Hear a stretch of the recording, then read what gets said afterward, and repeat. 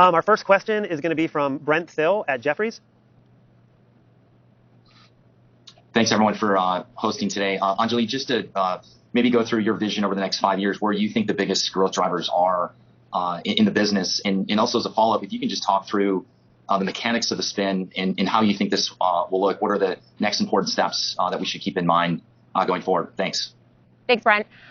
Yeah, from a growth opportunity perspective, we think the biggest, most exciting opportunity is to bring the power of professional quality video to every SMB and every large organization or enterprise.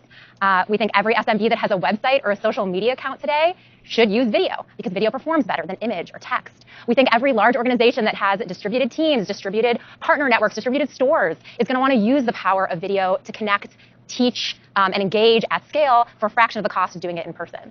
And so for us, the opportunity is to really build that simple, powerful, all-in-one software solution that brings that power in the most easy and frictionless way to these organizations. And we're very focused on investing primarily in our product, but also in our go-to-market so that we can both deliver the solution and make sure it's in the hands of every business.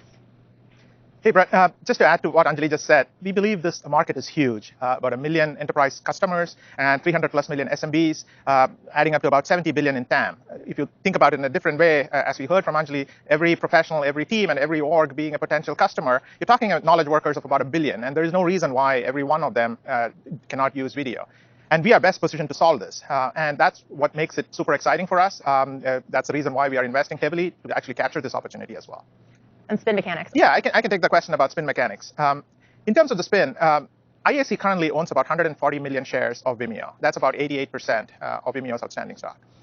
When the spin happens, as and when the spin happens, every IAC shareholder would get 1.6 shares of Vimeo. So IAC has about 86 million shares outstanding. So 140 over 86, that's the 1.6 math there. So every IAC shareholder post-spin will have 1.6 shares of Vimeo. They will continue to have 1 share of the new IAC, which is the current IAC less Vimeo. In terms of the timing, as Glenn mentioned in the last earnings call, we have filed the S4. We have responded to the queries from SEC, and we expect to have another filing in the next week to 10 days. After that, we will be shipping the shareholders, mailing the shareholders, and within 30 days, we will have the shareholder vote. And if everything goes well, Vimeo would be spun off as an independent company, and we expect all of that to happen sometime in mid-May. So that's the current timeline.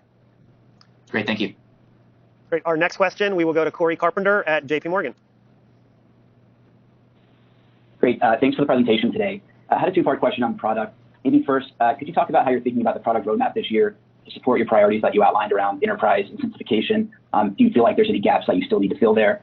And then secondly, just as we think about customers that are upgrading from free to paid, or maybe upgrading within the paid tiers, what are the products behind the paywall where you're seeing the most demand and are really driving this upgrade? Thank you. Thanks, Corey. I can take that. So from product priority perspective, as I said in the presentation, we really have 2. One is to make video and Vimeo a daily habit within organizations. And then the second is to radically simplify video for SMBs. I'd say from a gaps perspective, on the enterprise side, we definitely have a huge opportunity to expand our product suite and use cases. Today, most of what we really offer is the ability to securely live stream in high quality in town halls or marketing events. And we're seeing incredible traction, obviously, from that. But we also know, because we've had customers knocking on our doors since the pandemic, that there's a need for video to proliferate across every department and every team. And so you will see us invest resources in our roadmap this year to launch new features for organizations to use video. I'll give you some examples. Corporate video library, to make sure that all the video content that any organization has is really housed in one place, easily searchable by anyone within an organization. Rethinking the webinar experience. Many people are doing webinars today, and most still find it too boring, and we think there's a way to make it more engaging and intuitive. Expanding our Teams functionality, using screen recording to help more employees share information through video in their day-to-day. So there's quite a bit of opportunity, I would say, within our product suite, which we think is going to help us both land and expand within an organization in the future. And in general, I'd say we're really thinking about that is how do we have that expansion happen in a very organic way within organizations so that we're not relying on our sales force to be doing that selling for us. So that's probably the biggest on product priorities. On the SMB side, we talked about just simplifying video even further. Today, we have a Vimeo Create app that lets you easily make video content in a couple clicks. We are just going to be constantly innovating that offering so that the quality of the video and the output gets better and better and better, and the level of effort and the input gets lower and lower and lower. And how do we actually use our data to help different businesses, whether it's e-commerce or real estate, different verticals, really experience the power of the tools. So that's really on the product side. In terms of the conversion and upgrade mechanisms, so I think of it in 2 ways. One of the biggest features that we see we help unlock our free users to convert in the first place is being able to create content. The creation of content is a big barrier. So things like our Create app, our Vimeo Create app, being able to record your screen and send a video message, those actions are really the things that we found activate a free user to get them to be paid. From there, the way we tend to move our users and subscribers up tiers is unlocking more advanced functionality. Some examples would be live streaming, advanced marketing tools, the ability to capture emails within a player, put your customization and branding, add calls to action, privately and securely share content or create a video portal. Those are all the mechanisms today. Tomorrow, we see even more mechanisms. You'll see us do things as we expand our product suite. You'll see us look at per seat pricing, for example, so that we can actually use the number of seats or the size of your team as a way to move people up tiers. But even what we have today, we see, I think, about 25% of our self-serve subscribers move up tiers from those other features I just mentioned. Yeah, the one other thing that I would add to that, Corey, is that almost 60% of our self-serve customers started as free customers or from the free base. So we have an established freemium conversion process that we have seen to be holding from historic times. And Anjali just talked about the 25 to 30% of paid customers do migrate over time to higher tiers. And even on the enterprise side, we see a significant portion of our new customers coming from either free base or from the self-serve plan. So we are seeing significant migration upwards from free through self-serve to enterprise. Great. Thank you both. Our next question will be from John Blackledge at Cowen. Great. Thank you. A couple questions on enterprise. How should we think about the growth in enterprise adoption in the coming years? And would you expect enterprise to grow above the long-term sub and ARPU CAGR that you just laid out? And then could you talk about the number of salespeople addressing the enterprise opportunity and maybe the structure of the sales force? Is it kind of the hunter and gatherer type of structure? Thank you. I can answer the first part, and Ryan, I'll let you take the second. From a growth perspective, today our enterprise business, I think we've shared, it's around 25% of our revenue, growing quite fast. I think the last 2 quarters over 100%. And so we do expect the growth of our enterprise business to be the fastest growing and to outpace overall growth for Vimeo. And we think that growth is going to come both from new customer growth, right? We have under 4,000 customers today. We have over 1 million potential enterprises out there, as well as ARPU, as we mentioned, as we expand that product suite, our ability to then expand within an organization. So I think you'll see we think strong growth and that it will be driven by both volume and price. Yeah, thanks, Anjali. On the sales motion side, we are typically mostly an inside sales. So 90 to 95% is coming from inside sales. And within that, I would say even mix of internal leads versus external leads or outside leads. The typical sales motion prospective for a customer would be, the first touch would be SDRs or sales development reps. They would either be fielding an inquiry or reaching out directly to a potential customer. And they would do the initial qualification. They would size the opportunity and hand that over to an account exec who would actually close the transaction. Once the transaction is closed, the customer would be supported by an account manager who would be responsible for onboarding the customer, making sure that the customer is successful, but also for the renewals and upgrades throughout the cycle. So we have a fairly streamlined process, starting from the SDRs to an account exec to an AM. In terms of the size of the organization, we had about 75 seller AEs and AMs as we exited 2020. We plan to double that over the current year, and we expect that growth to continue into the future as well. So we are investing significantly in the sales and marketing, and there are areas that we haven't really addressed.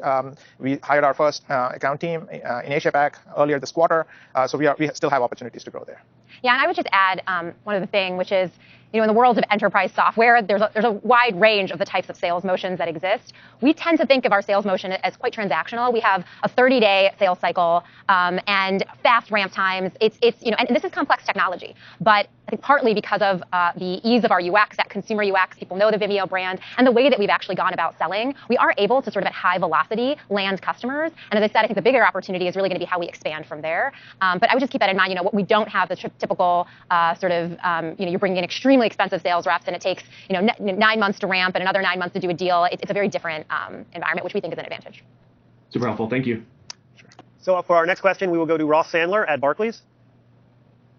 Great. Question on pricing and then a question on gross margin. So the 15% ARPU that you're forecasting in the long-term plan, how much of that comes from tiering customers up versus raising prices within a tier? And is there room to raise prices within your tiers? And then on the gross margins, I guess any color on what's driving that 10-point increase over the last 6 quarters? And then as you project forward another 5 points in the long-term plan, what's driving up the gross margins? Is that mix shift to enterprise or Any other color there would be helpful. Thanks. Sure. Let's take the ARPU question first. There are a couple of things going on there. We talked about this. We do see self-serve customers migrating over to higher paid tiers over time. So we do see the ARPU of self-serve customers going up over time. And on the enterprise side also, you've seen our NRR. So we do see increased ARPU coming from both self-serve and enterprise. In addition to that, we have the mix of the enterprise customers becoming larger over time. And the ARPU of an enterprise customer is almost 100x that of a self-serve customer. So as the mix of enterprise customer grows, our overall ARPU grows. We are not factoring in any pricing increase or anything like that in our current model here. In terms of gross margins, I think there are a couple of big things there. Over the last year, as you said, we have increased gross margin by about 10 percentage points. There's a lot of infrastructure work that has gone into optimizing and tuning our platform to make sure our delivery is very efficient. We have also gotten benefits from scale and better pricing from our partners. So both of them added up to the 10%. We expect similar efficiencies as we go into the future as well. Maybe not as much, but we do expect our gross margins to continue to grow. We have dedicated engineering teams focused on making sure that the platform and our infrastructure is scalable and is optimized. And we continue to gain benefit of scale. The other thing is also, as you mentioned, the mix of enterprise. As enterprise, the much higher ARPU with a higher gross margin profile, and as the mix grows, we get to see the benefit from there as well. So for our next question, can we go to Brian Fitzgerald at Wells Fargo? Thanks, guys. Maybe a follow-up on the enterprise motion. Just wondering if you could talk a bit about the prioritization of opportunities there. I think you have 60% of the Fortune 500 with at least one Vimeo seat.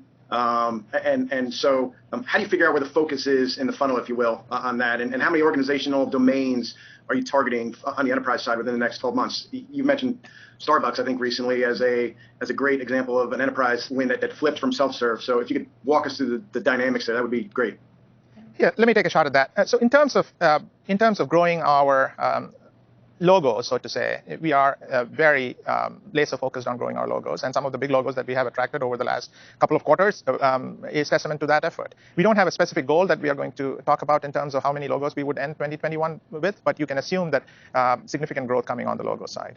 In terms of focus, as Anjali mentioned, we have a fairly short sales cycle. Most of our deals close within 30 days once it becomes an opportunity.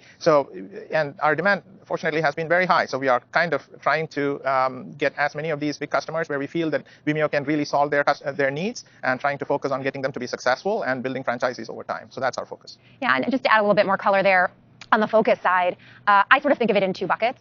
There's how do we land within more organizations by attracting as many employees as possible. And so you're seeing us do things like launch a screen recorder tool, Vimeo Record, which we did a couple of months ago. It's a free tool. And there, it's just literally we want to be in all organizations. And it's an interesting, I think so far in just the first few months, we are seeing tens of thousands of companies use that tool for free.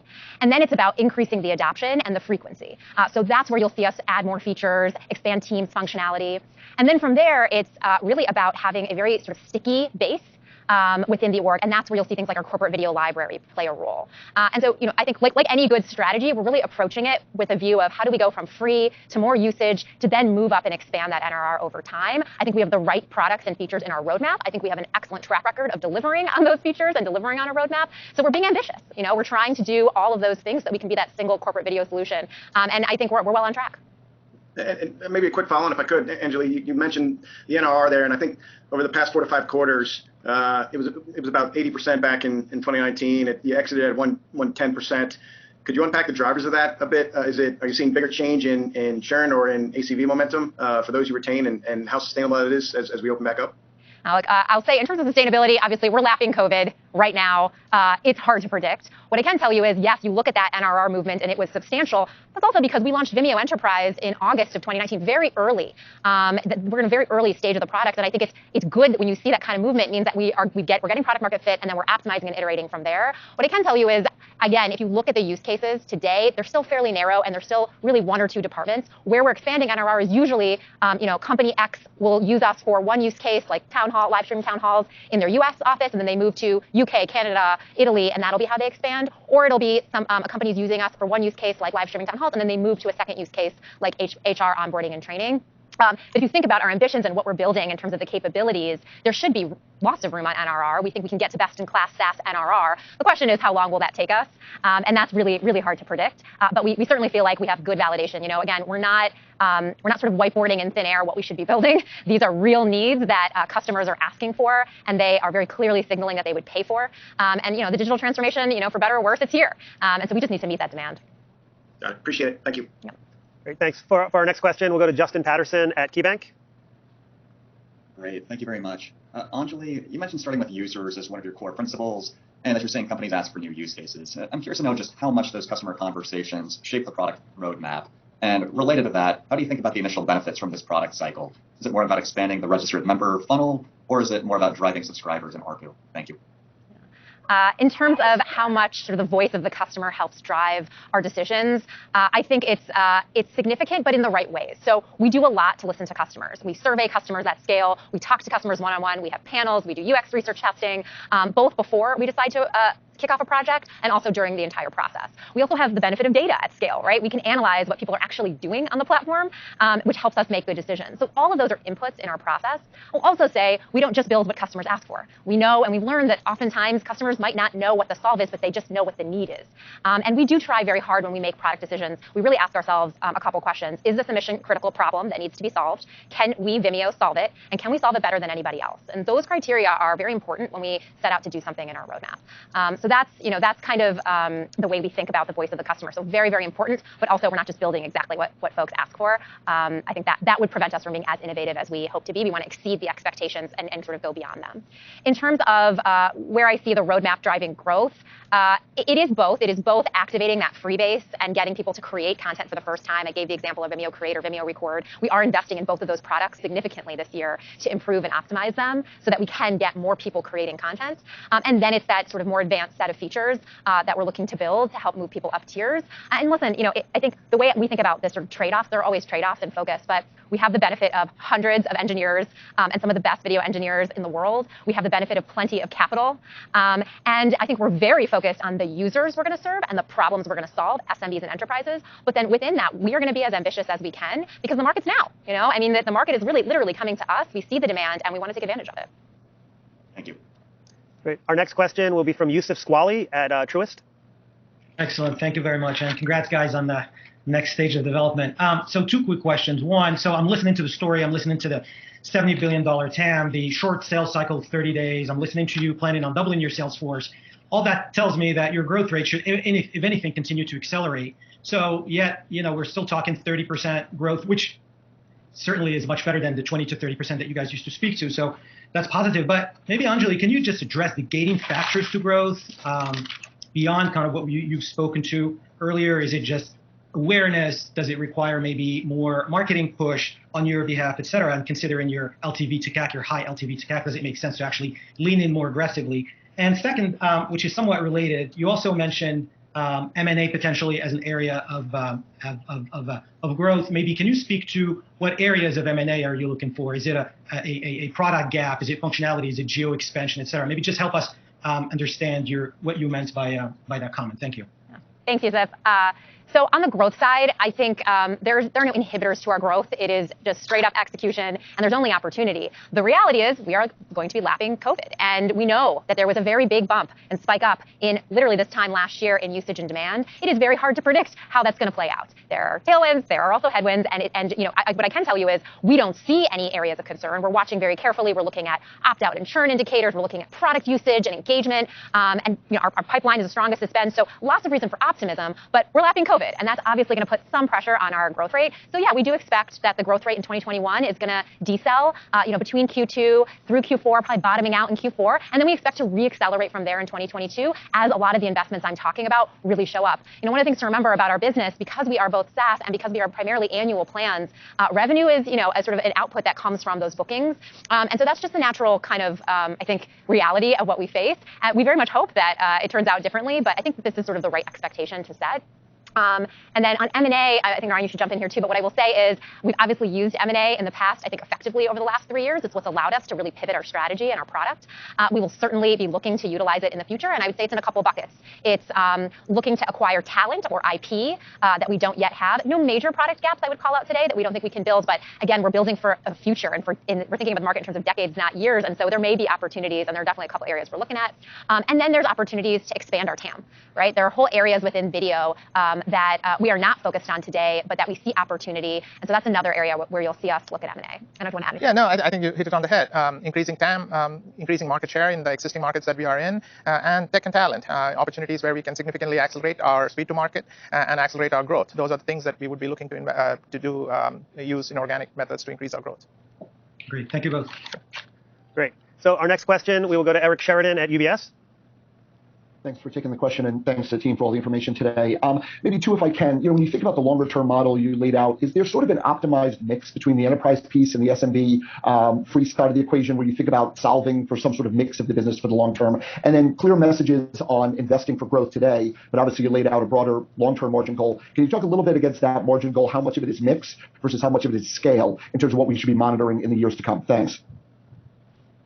Yeah, let's start with that, the long-term margin and investments. As Anjali talked about, we see significant growth opportunities. So our priority is to make sure that we build a company for the future, for the long term. So we will continue to invest as long as we feel that we have opportunities to invest and get a better ROI over the long term. Especially on sales and marketing, we saw our unit economics on acquisition extremely healthy. So as long as we continue in that range, I'm very comfortable investing in sales and marketing to build our portfolio and our reach to our customers over the long term.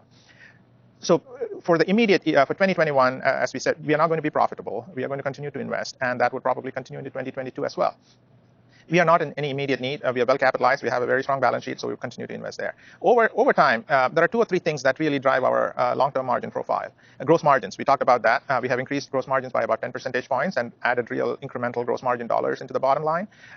So we can continue to optimize gross margins. On product and technology, we'll continue to invest, and we'll continue to invest in sales and marketing based on unit economics. On the G&A side, we do expect to see efficiencies as we scale, as G&A can be a lot more efficient once we scale to a higher revenue run rate. So all of these things would help us get to that 20% EBITDA margin over the next 5 years or so, roughly. But think of it as gross margins, efficient capital allocation on R&D and sales and marketing based on unit economics, and increased efficiency on G&A, helping to get us to the 20% gross EBITDA margin. The first question, Eric, can you repeat that again? Sorry. Just on sort of mix in the business, like how should we think about the mix of the business sort of evolving in the next few years? You kind of answered it a little bit in the gross margin question. Yeah. But I think Ross asked it sort of from a dynamic as well. Just kind of interested for like what you're trying to solve for versus, obviously there'll be elements of that are out of your control. Yeah, we're not really trying to solve for a mix of self-serve and enterprise business. That's not really what we're trying to do. Enterprise is a really great set of high-value customers. We still have very low penetration, so we see that as a huge opportunity. Self-serve, similarly, large opportunity, 300 million plus SMBs. We have a very feature-rich product at a very low cost, which they find extremely attractive. So we see both of these as large opportunities for us to grow. The neat thing about what Vimeo has is that we, both on our product side, we have significant synergies across what we deliver to both self-serve customers and enterprise. Most of them need similar capabilities and functions and features. Enterprise customers obviously need higher features, but there's a basic set of features that both customer segment needs. So whatever development that we do actually solves for both customer segments. And similarly, on the go-to-market side, as you saw, we have a very efficient funnel all the way from free users to self-serve to enterprise. So we see significant synergies both in the on the product and development side as well as in go-to-market side, which really separates us from the rest of the competition and really puts us in a very, very, very good place, being able to solve the customer needs for both self-serve customers and enterprise customers. Yeah, just real quick, just to add a couple quick points there. 25% of revenue today is enterprise. We do see enterprise going faster than self-serve, so we expect that percentage to increase. And we expect it to increase next year and the year after that and the year after that. Again, where we end up, who knows? That's not a goal seek for us, but certainly I would expect that the percentage will increase. And then just on the margin profitability side, as Ryan said, we don't see any reason to be profitable today. We do, I think, have a very good discipline thinking about the underlying drivers of profitability and margin and unit economics. And the other thing, I think Glenn called this out in our earnings call, but just to highlight also just the dynamics of our business. If you look at our free cash flow, we are generating significant free cash flow. We generated real incremental margins in 2020. We'll do it again this year. So I think that's another way for folks to think about our business to help sort of feel good about the health of the business as we are in investment mode. Great. Next question will be from Agal Arunian at Wedbush.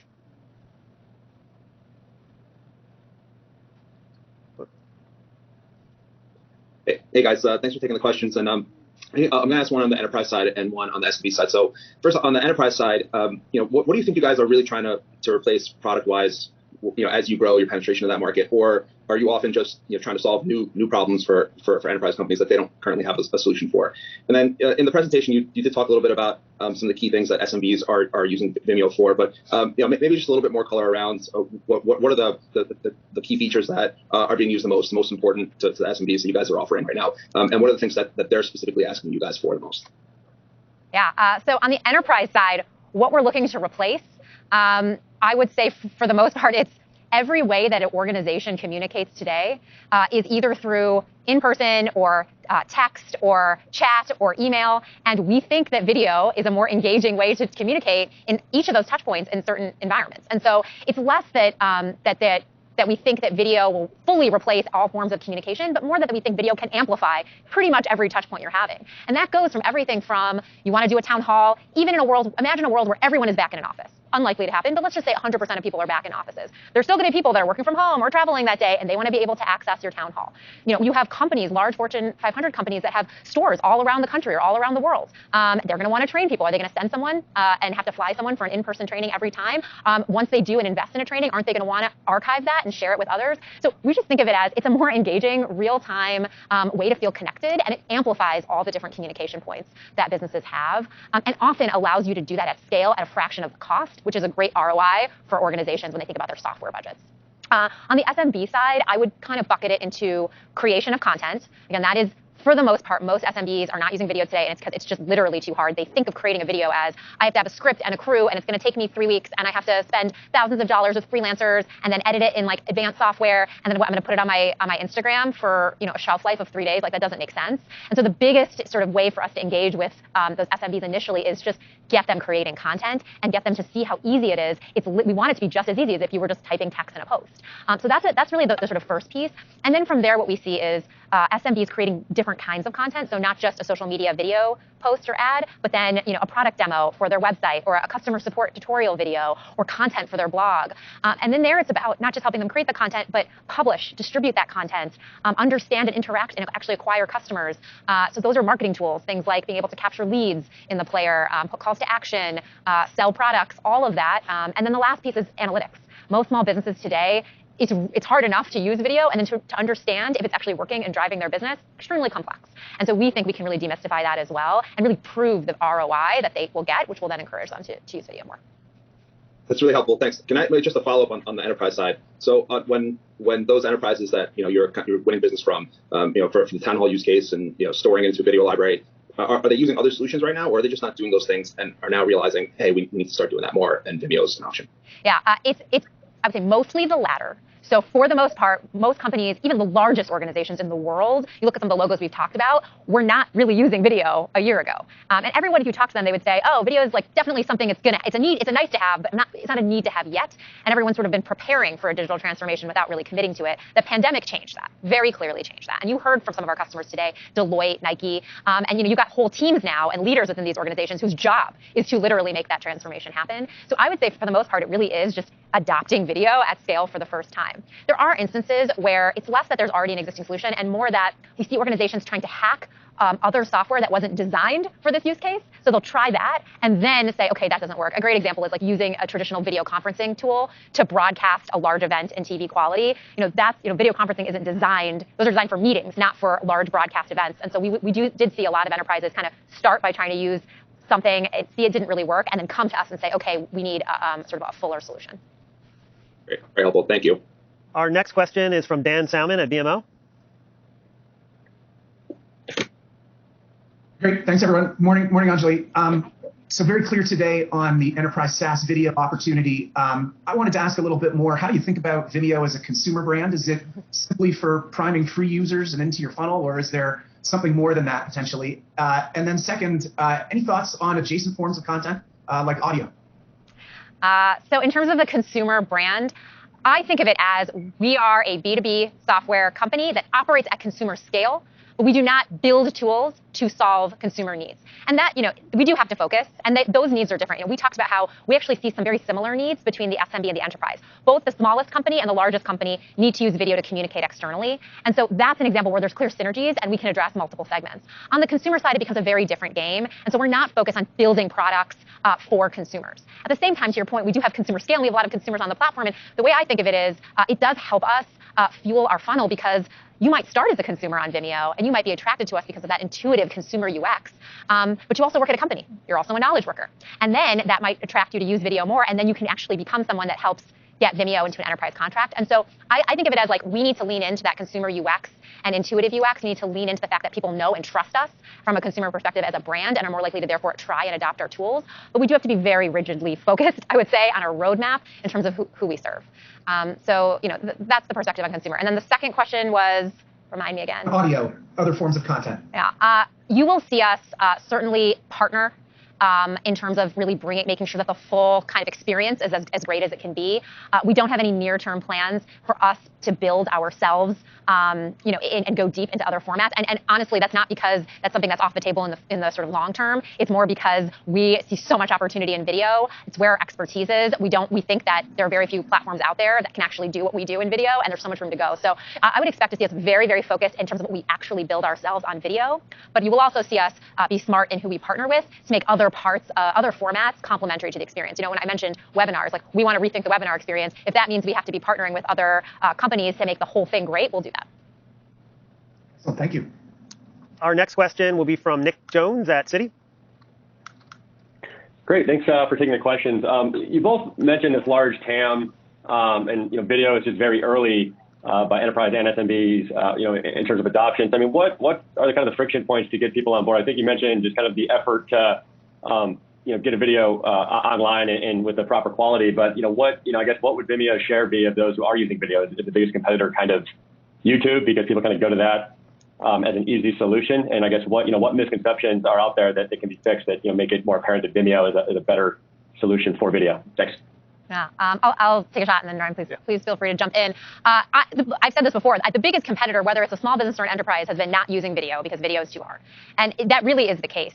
And so that is why we're so focused on the simple solution and getting in the hands of others. And it's true. If you talk to most, and we've surveyed and we've shared this information publicly, if we talk to most small businesses, they all, again, they think they're like, of course video is more engaging. Of course I want to use it, but it's not something that they feel like is within reach. So that is really the biggest competitor. Where among businesses that use video today, I would say the biggest sort of alternative is a YouTube. It's a free alternative with significantly less robust capabilities, but it's free.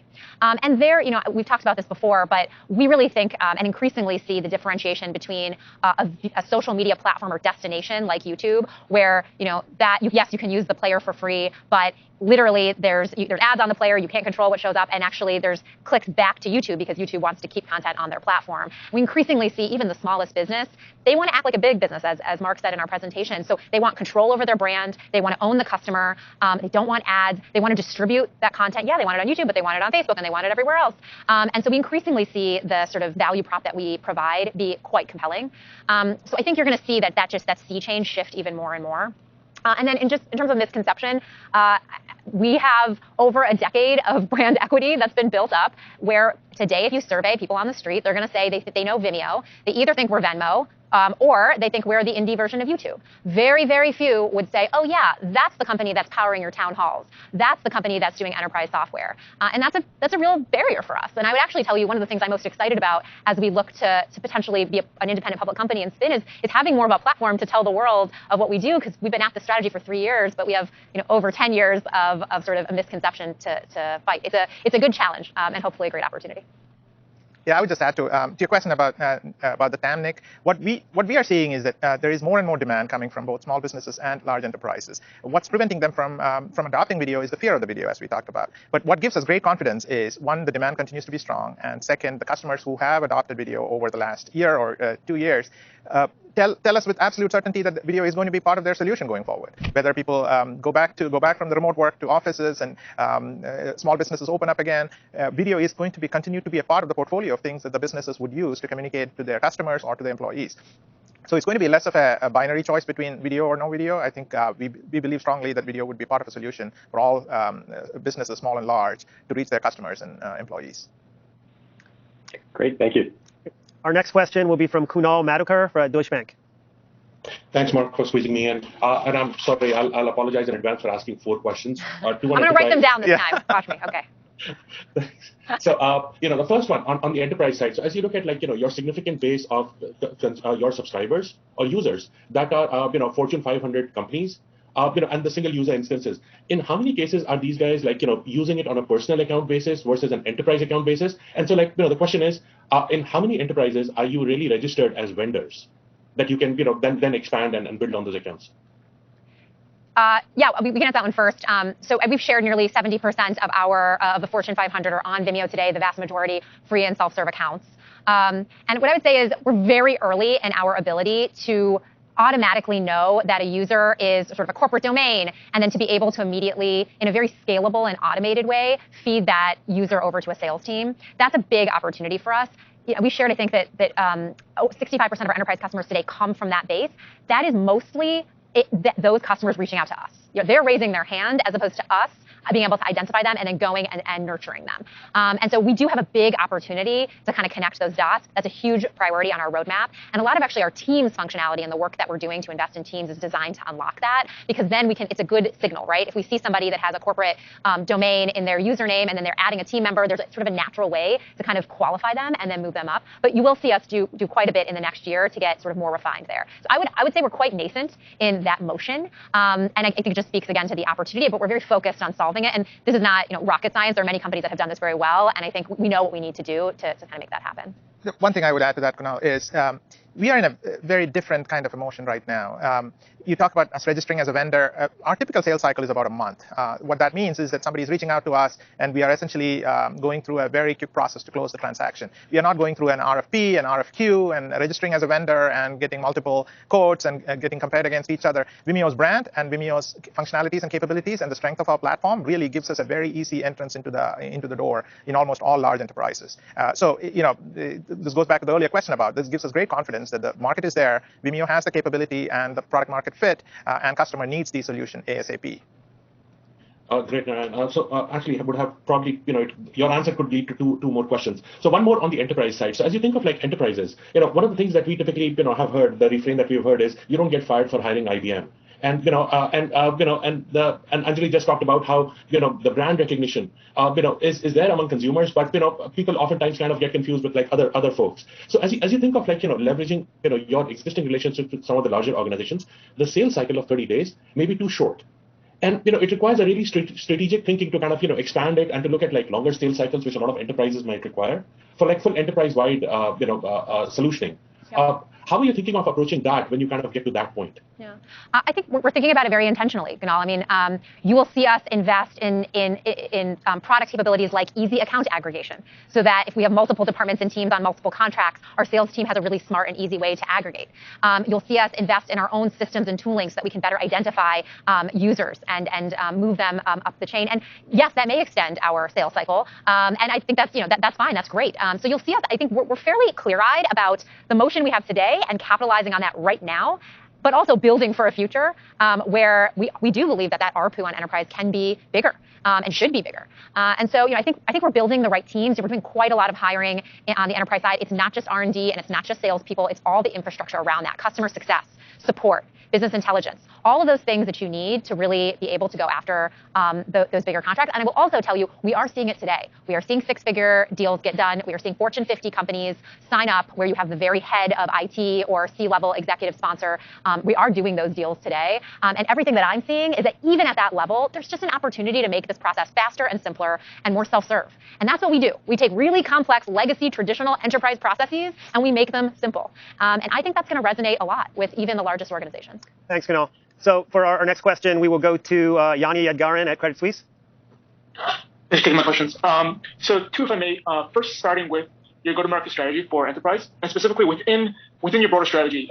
Any changes structurally that you think you might have to make that would help you drive a larger mix of those multi-year contracts that you mentioned earlier, whether it's verticalizing your sales force, changing how you compensate account execs, bundling, changing the pricing, et cetera. I think that would really help kind of drive that mix over time. And secondarily, as you guys are ramping your sales force in APAC, is there a need to localize infrastructure or anything around languages, whatever, beyond ramping and hiring that team? Yeah, I'll take the first question on the multi-year deals. We are thinking about all of these things. We do believe multi-year deals would make the product a lot more sticky, the customer is a lot more successful over a period of time. So we are doing all of those things. In terms of expansion in itself in Asia Pac, I don't see us having to make significant product changes. Video is pretty self-explanatory. It doesn't require specific language requirements as much as many other text-based products would need. So we are not expecting any significant changes that we need to make. It is more about scaling and getting to a sales motion that is repeatable and efficient. It's a new region for us. Unlike North America, it's very diverse. So we have to structure the sales motions for the countries and the regions within Asia Pac. Yeah, I would just say, I think on the structural changes, we are talking about per seat pricing. We have a whole set of pricing and packaging levers that you're going to see us test and optimize. I don't think we're optimized today. And again, as I mentioned to you, we're about to launch whole new use cases and features to bring to enterprises. So will we right out of the gate have the absolute perfect kind of mechanisms to monetize? I hope so, but you'll see us try different things, and I think be smart about what are the things that should really be an expansion mechanism versus a land mechanism. Where are the things that are table stakes that we should just be offering bundled versus add-ons? Like there's definitely a lot there that you'll see us do, and we've said that we are going to be, today we primarily move people up tiers based on usage and storage, and you'll see us test per seat pricing this year. So there is still quite a lot I think you'll see us do there. On the international side, generally what we've seen is we can achieve product market fit in new regions, EMEA, APAC, we're looking at LATAM now. We can achieve product market fit. There's always some localization required. But it's generally, I would say, relative in terms of level of effort and complexity, minimal, and something that we have been able to do and know how to do, probably largely because our self-serve business has always been more international than not. Majority of our subscribers are outside the US. We're localized in a bunch of languages. Certainly, I don't want to pretend that there isn't work to do there, but I don't see localization of the enterprise experience or the sales motion as a major barrier for us. I think that's one we know how to execute and overcome. Perfect. Quick follow-up on that. Just in terms of those changes that you talked about, the new pricing and features you're rolling out, are they primarily optimized and kind of geared towards driving increased ARPU within enterprise, or is there also a thought towards trying to kind of lengthen and elongate the duration cycles of your contracts from when you're looking to spoke about to multi-year? I would say the number one goal is satisfaction and utility.